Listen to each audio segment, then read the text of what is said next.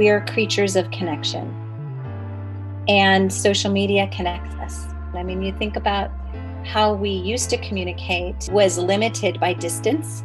It was limited by access. If you lived apart from your family, if you lived apart from your friends, it was very difficult to stay connected to them. And so I think social media has done us a great service by being able to let us have other mediums, other ways that we can connect with each other.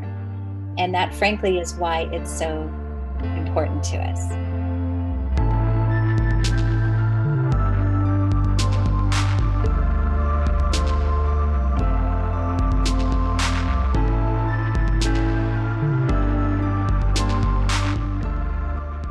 The model that has evolved from most of the successful social platforms has been one using consumer data to sell that to advertisers and marketers. Do people know about that? I'd say they're becoming more aware of it now. In the last 2 or 3 years especially. I think prior to that, I know in lectures I've given, I've talked to students 5 years ago about how much information they're sharing. And they really didn't care. Today, I think it's a different environment, and that people see, well, wait a minute, social media has been accused of a lot of different things, and I'm not sure I want my information to be shared.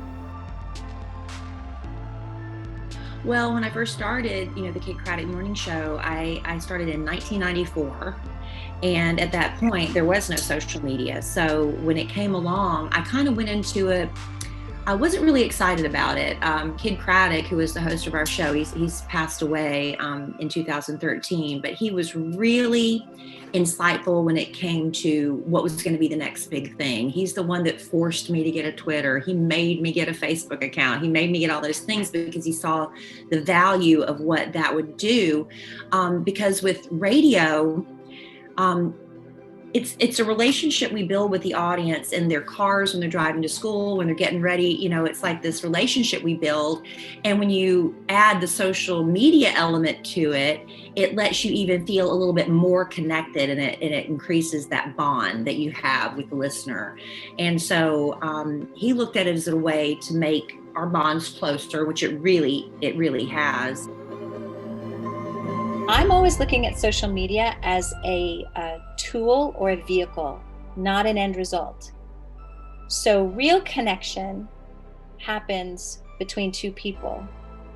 It doesn't happen in media. So if I'm always looking at, is our media serving us? Or are we kind of being acted upon by the media? I would love it for kids to listen to podcasts that make them think, that don't necessarily tell them what to think, but open up conversations where it allows them to think and make choices for themselves. It's a very powerful platform that influencers have, because no matter if they drink out of a certain cup, suddenly that's the cup my daughter has to have. And if they're wearing a certain sweatshirt with a certain logo on it, that's the shirt my daughter has to have. It's like she doesn't see, because she's young and she hasn't had the life experience, just how influenced she is. I talked to a freshman class up here, incoming freshman class, and went through digital and social media analytics and talked about how you were tracked and how much information is out there for you. Many of them didn't know that. And I think just making yourself aware that, hey, anything I do is tracked. Anything I put out there is going to be there forever. We use a tool up here called Brand Watch to track social media conversations for research we do.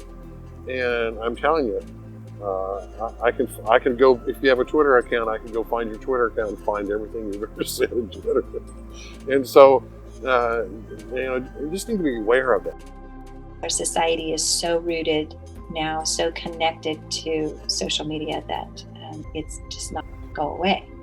So we need to rise to the occasion and be responsible and thoughtful, because our generations coming up are being shaped.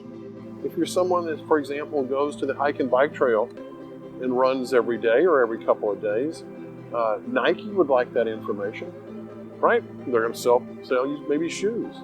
And you might be interested in the shoes that Nike sells to you.